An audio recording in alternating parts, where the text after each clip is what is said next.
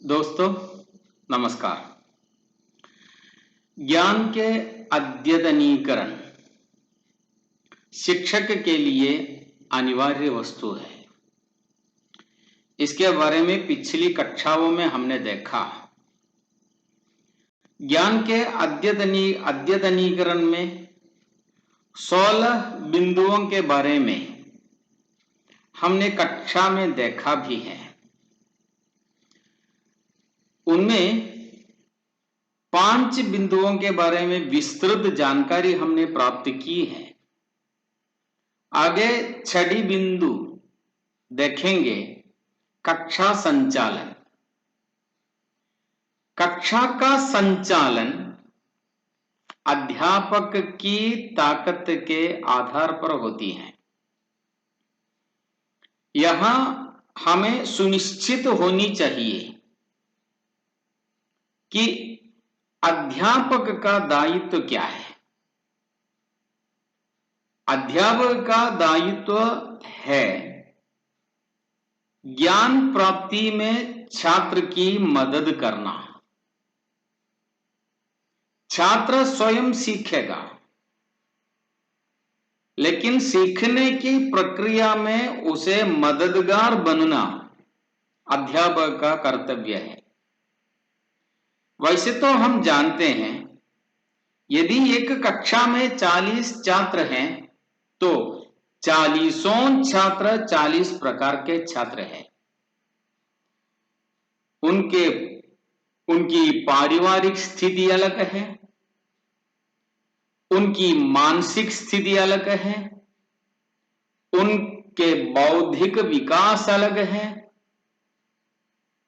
उनका परिवेश अलग है, उनकी तत्परता अलग है।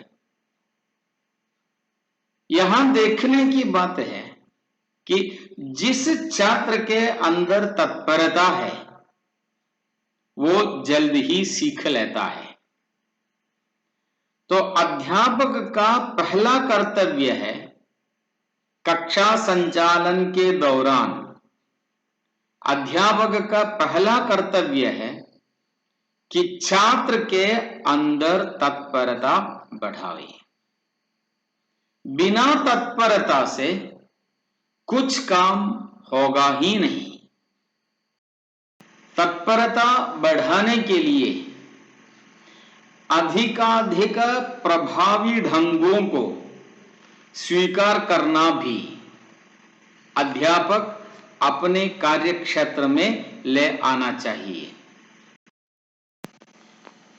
कक्षा के अंदर कितने भी छात्र हो, छात्र को लक्ष्य दिखाना अध्यापक का काम है। छात्र के लिए अध्यापक आदर्श होता है। छात्र के लिए अध्यापक मार्गदर्शक होता है। छात्र अपनी समस्याओं का समाधान अध्यापक में देखता है। इसीलिए एक अध्यापक को अत्यधिक सतर्क रहना चाहिए। ज्ञान के अद्यतनीकरण के क्षेत्र में नए मोड़ को स्वीकार करने का दायित्व भी अध्यापक का है। छात्र सीखने वाला है, इसीलिए तो वो छात्र है। उस छात्र का सर्वांगीण विकास केवल बौद्धिक नहीं, केवल मानसिक नहीं, केवल शारीरिक नहीं, केवल आध्यात्मिक नहीं, जितने भी प्रकार के विकास संभव हो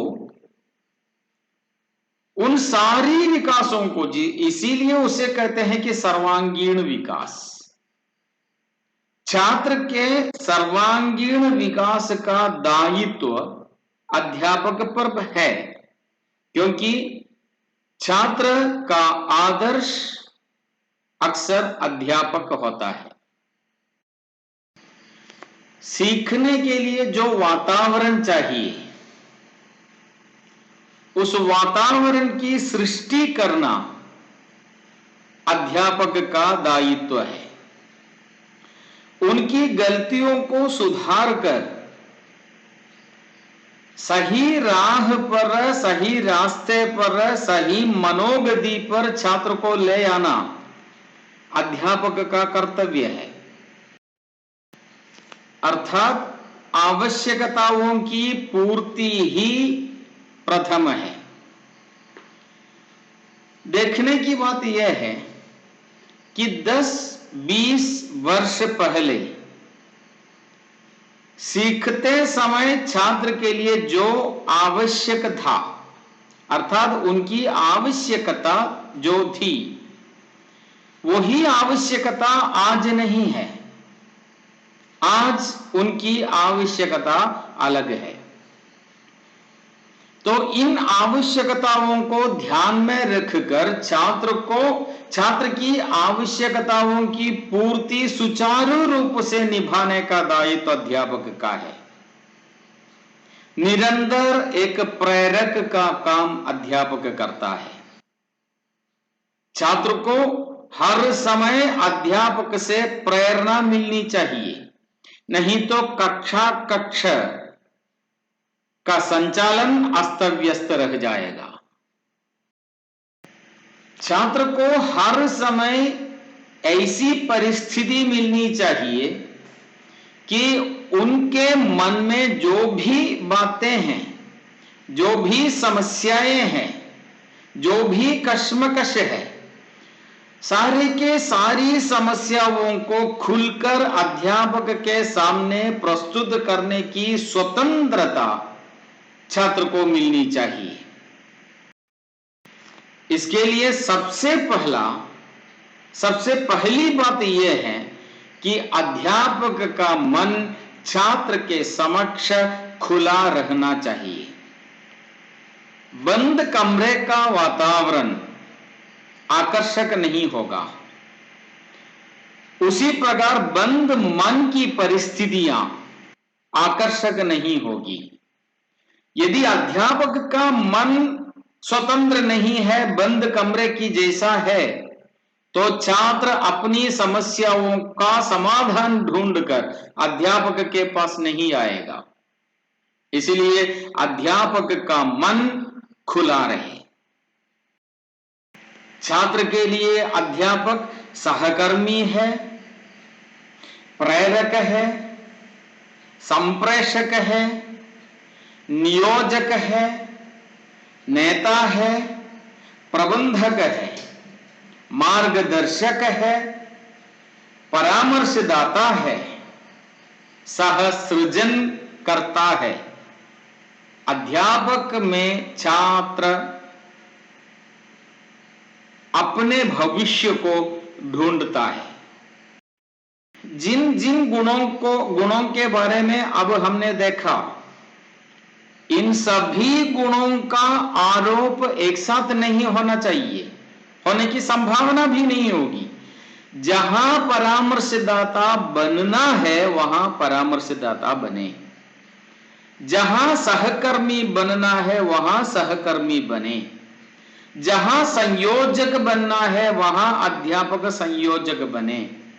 आवश्यकता के अनुसार अपनी ताकत को छात्र के समक्ष खुलकर प्रदर्शित करना, जिसके द्वारा अध्यापक छात्र के लिए एक उचित आदर्श बन जाना प्रोफेशनलिज्म का लक्षण है, वो एक नमूना है। अतः स्पष्ट है कि कक्षा को सुचारू रूप से संचालित करने के लिए अध्यापक को एक प्रोफेशनलिस्ट अथवा अद्यतनीकृत व्यक्तित्व बनना चाहिए।